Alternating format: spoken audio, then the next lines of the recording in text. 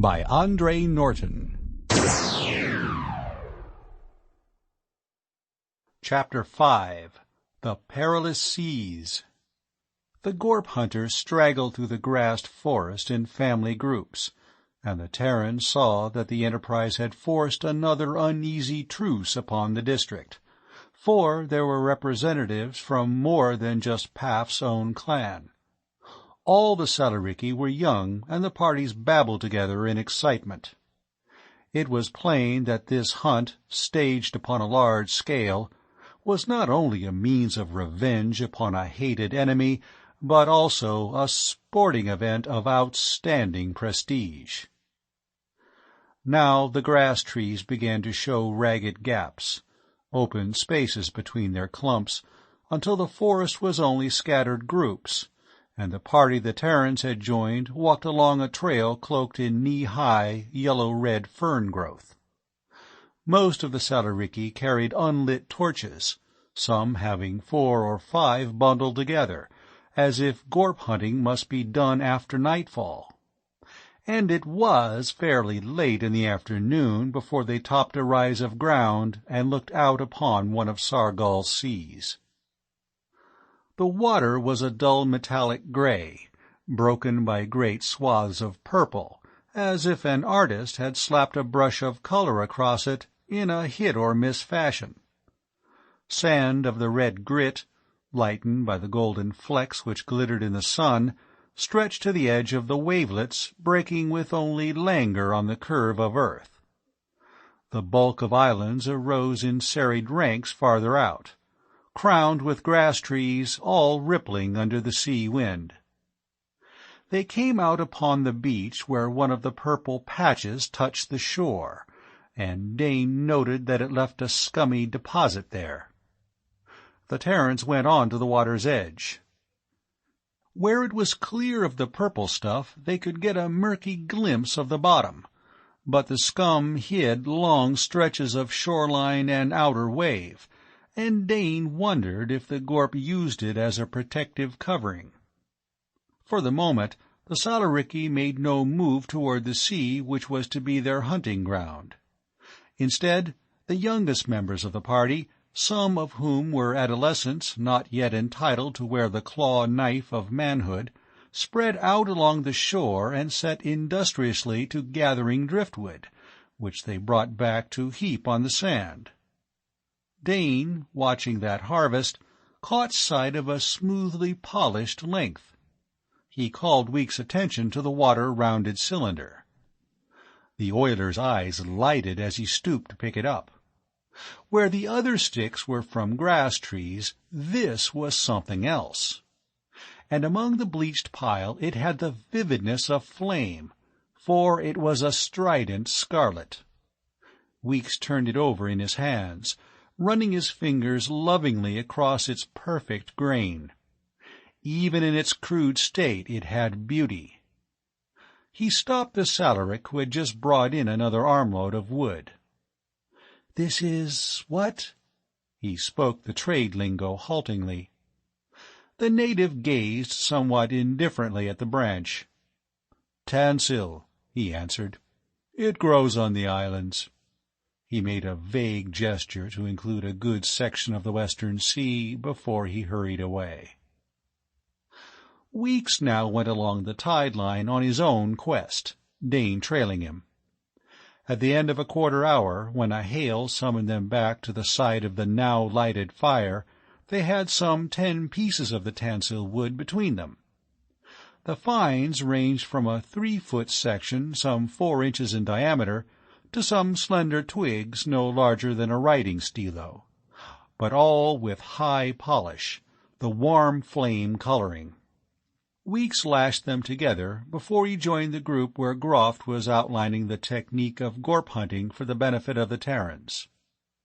Some 200 feet away, a reef, often awash and stained with the purple scum, angled out into the sea in a long curve, which formed a natural breakwater. This was the point of attack. But first the purple film must be removed so that land and sea dwellers could meet on common terms. The fire blazed up, eating hungrily into the driftwood.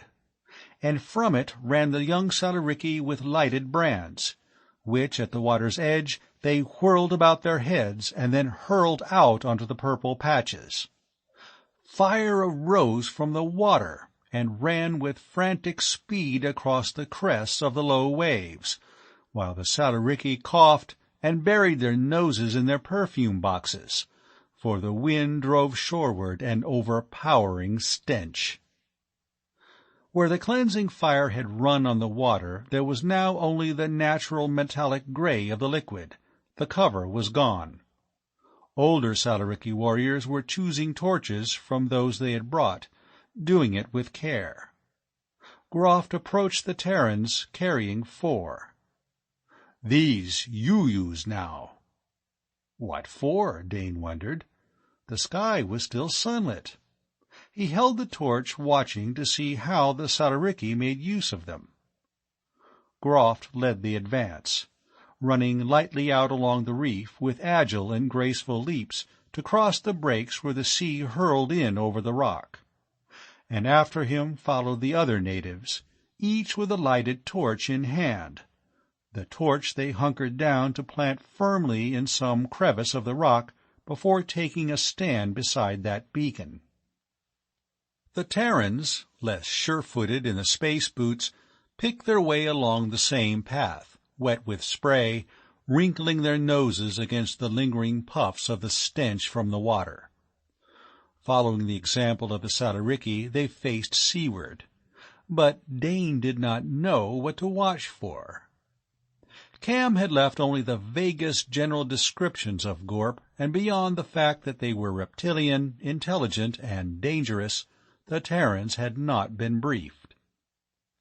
Once the warriors had taken up their stand along the reef, the younger Salariki went into action once more. Lighting more torches at the fire, they ran out along the line of their elders and flung their torches as far as they could hurl them into the sea outside the reef. The gray steel of the water was now yellow with the reflection of the sinking sun. But that ochre and gold became more brilliant yet as the torches of the Salariki set blazing up far-floating patches of scum. Dane shielded his eyes against the glare and tried to watch the water, with some idea that this move must be provocation, and what they hunted would so be driven into view. He held his sleep-rod ready, just as the Salaric on his right had claw-knife in one hand, and in the other, open and waiting, the net intended to entangle and hold fast a victim, binding him for the kill.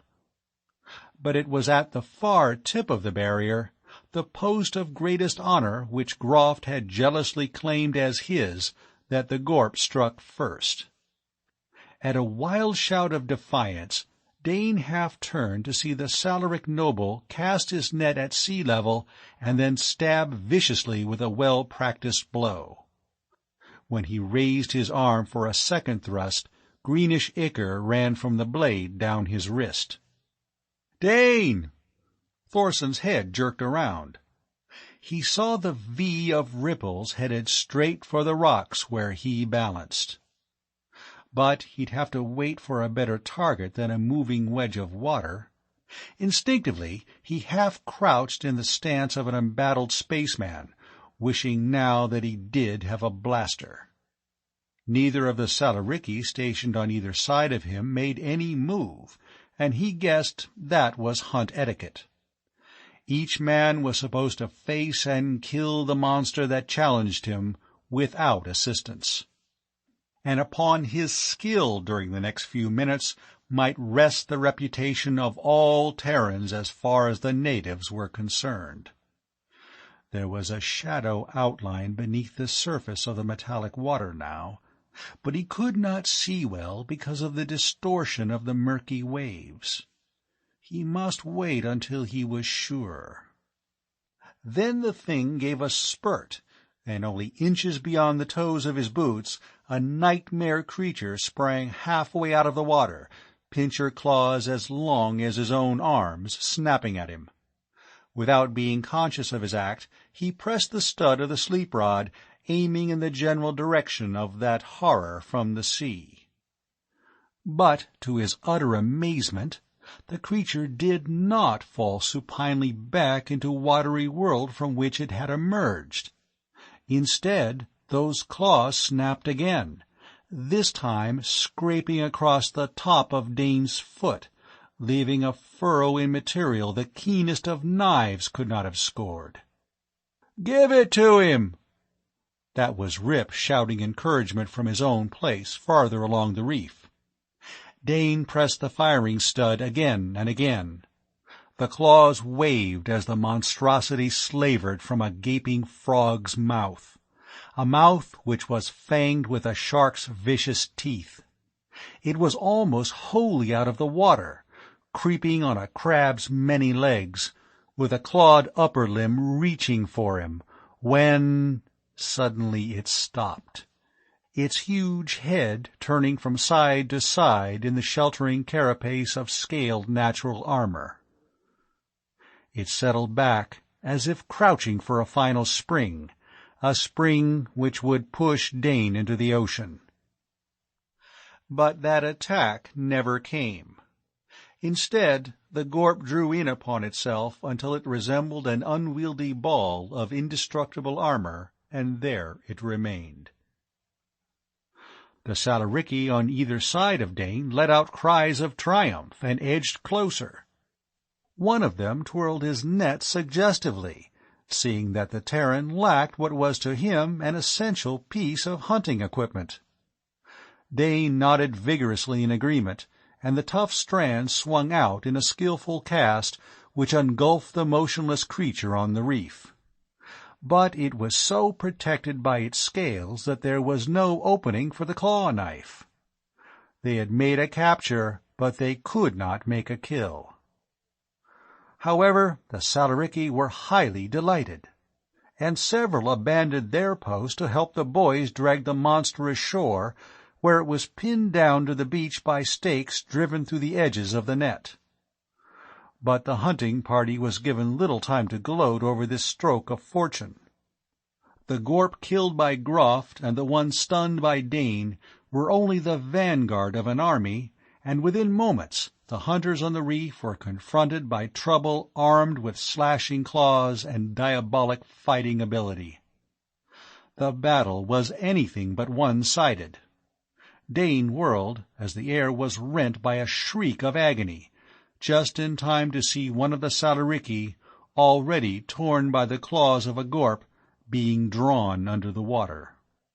It was too late to save the hunter, though Dane, balanced on the very edge of the reef, aimed a beam into the bloody waves. If the Gorp was affected by this attack, he could not tell, for both attacker and victim could no longer be seen. But Ollie had better luck in rescuing the Salaric who shared his particular section of reef, and the native, gashed and spurting blood from a wound in his thigh, was hauled to safety, while the Gorp, coiling too slowly under the Terran ray, was literally hewn to pieces by the revengeful knives of the hunter's kin. The fight broke into a series of individual duels, carried on now by the light of the torches as the evening closed in. The last of the purple patches had burned away to nothing. Dane crouched by his standard torch, his eyes fastened on the sea, watching for an ominous V of ripples betraying another Gorp on its way to launch against the rock barrier. There was such wild confusion along that line of water-sprayed rocks that he had no idea of how the engagement was going. But so far the Gorp showed no signs of having had enough. Dane was shaken out of his absorption by another scream. One, he was sure, which had not come from any Salariki throat. He got to his feet. Rip was stationed 4 men beyond him. Yes, the tall astrogator apprentice was there, outlined against the torch flare. Ollie? No, there was the assistant engineer. Weeks? But Weeks was picking his way back along the reef toward the shore, haste expressed in every line of his figure. The scream sounded for a second time, freezing the Terrans. "Come back!" That was Weeks gesturing violently at the shore and something floundering in the protective circle of the reef. The younger Salariki who had been feeding the fire were now clustered at the water's edge. Ollie ran and with a leap covered the last few feet, landing reckless knee-deep in the waves. Dane saw light strike on his rod as he swung it in a wide arc to center on the struggle churning the water into foam. A third scream died to a moan, and then the Salariki dashed into the sea, their nets spread, drawing back with them through the surf a dark and now quiet mass. The fact that at least one Gorp had managed to get on the inner side of the reef made an impression on the rest of the native hunters. After an uncertain minute or two, Groft gave the signal to withdraw, which they did with grisly trophies. Dane counted 7 Gorp bodies, which did not include the prisoner ashore, and more might have slid into the sea to die. On the other hand, 2 Salariki were dead. One had been drawn into the sea before Dane's eyes, and at least one was badly wounded. But who had been pulled down in the shallows? Someone sent out from the Queen with a message? Dane raced back along the reef, not waiting to pull up his torch, and before he reached the shore, Rip was overtaking him. But the man who lay groaning on the sand was not from the Queen. The torn and blood-stained tunic covering his lacerated shoulders had the I.S. badge. Ollie was already at work on his wounds, giving temporary first aid from his belt kit. To all their questions he was stubbornly silent. Either he couldn't or wouldn't answer. In the end, they helped the Salariki rig 3 stretchers. On one, the largest, the captive Gorp, still curled in a round carapace-protected ball, was bound with the net. The second supported the wounded Salaric clansman, and onto the third the Terrans lifted the I.S. man. "We'll deliver him to his own ship," Rip decided. "He must have tailed us here as a spy." He asked a passing Salaric as to where they could find the company spacer. "They might just think we are responsible," Ollie pointed out. "But I see your point. If we do pack him back to the Queen and he doesn't make it, they might say that we fired his rockets for him. All right, boys, let's up ship. He doesn't look too good to me." With a torch-bearing Salaric boy as a guide, they hurried along a path, taking in turns the burden of the stretcher. Luckily, the I.S. ship was even closer to the sea than the Queen, and as they crossed the slagged ground, congealed by the break fire, they were trotting. Though the company ship was probably one of the smallest Intersolar carried on her rosters, it was a third again as large as the Queen, with part of that third undoubtedly dedicated to extra cargo space. Beside her, their own spacer would seem not only smaller, but battered and worn.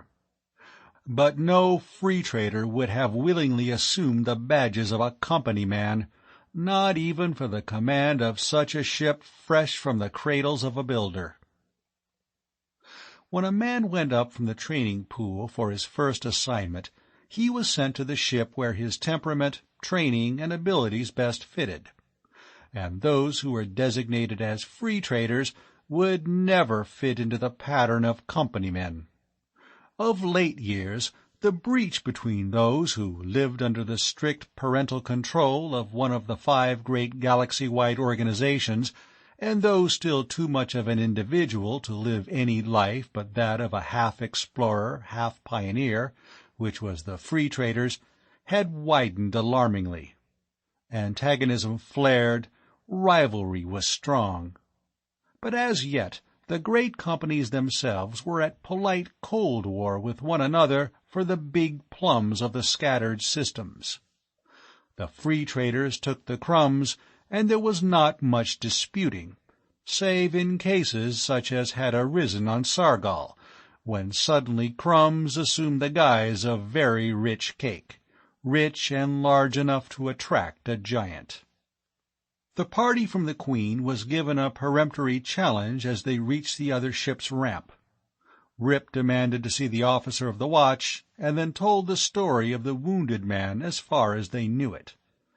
The Izzy was hurried aboard, nor did his shipmates give a word of thanks. "That's that," Rip shrugged. "Let's go before they slam the hatch so hard they'll rock their ship off her fins." "Polite, aren't they?" asked Weeks mildly. "What do you expect of Izzy's?" Ollie wanted to know. "To them, free traders are just rim planet trash. Let's report back where we are appreciated." They took a shortcut which brought them back to the Queen, and they filed up her ramp to make their report to the captain. But they were not yet satisfied with Groft and his Gorp-slayers. No Salarick appeared for trade in the morning, surprising the Terrans. Instead, a second delegation, this time of older men and a storm priest, visited the spacer with an invitation to attend Paf's funeral feast, a rite which would be followed by the formal elevation of Groff to his father's position, now that he had revenged that parent. And from remarks dropped by members of the delegation, it was plain that the bearing of the Terrans who had joined the hunting party was esteemed to have been in the highest accord with Salariki tradition. They drew lots to decide which two must remain with the ship, and the rest perfumed themselves so as to give no offense which might upset their now cordial relations. Again it was mid-afternoon when the Salariki's escort sent to do them honor waited at the edge of the wood, and Mura and Tang saw them off. With a herald booming before them, they traveled the beaten earth road in the opposite direction from the trading center, off through the forest, until they came to a wide section of several miles which had been rigorously cleared of any vegetation which might give cover to a lurking enemy. In the center of this was a 12-foot-high stockade of the bright red, burnished wood which had attracted Weeks on the shore. Each paling was the trunk of a tree, and it had been sharpened at the top to a wicked point. On the field side was a wide ditch, crossed at the gate by a bridge, the planking of which might be removed at will. And as Dane passed over, he looked down into the moat that was dry. The Salariki did not depend upon water for a defense, but on something else which his experience of the previous night had taught him to respect. There was no mistaking that shade of purple. The highly inflammable scum the hunters had burnt from the top of the waves had been brought inland and lay a greasy blanket some 8 feet below. It would only be necessary to toss a torch on that, and the defenders of the stockade would create a wall of fire to baffle any attackers. The Salariki knew how to make the most of their world's natural resources. End of Chapter 5.